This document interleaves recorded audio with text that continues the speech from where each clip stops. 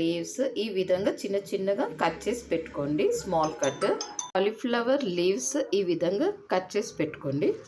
1 cup chana dal, 1 tomato, 2 spoons oil, కొద్దిగా జీలకర్ర, 2 పచ్చిమిర్చి.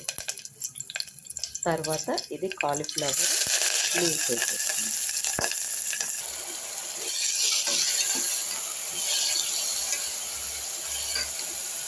ఇది కొద్దిగా మగ్గనిద్దాము. సాల్ట్, పసుపు,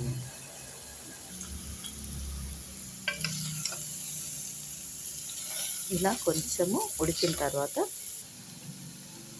శనగపప్పు,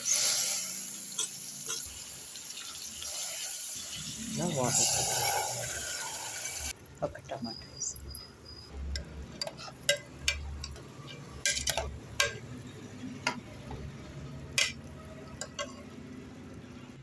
కారం అండి,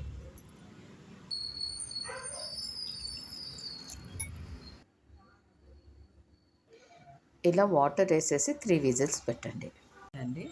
ఇది ఇలానే వేసేస్తాం. కాలీఫ్లవర్ చనా దాల్ అండి, లీవ్స్ తోటి శనగపప్పు వేసి ఇలా చేశానండి.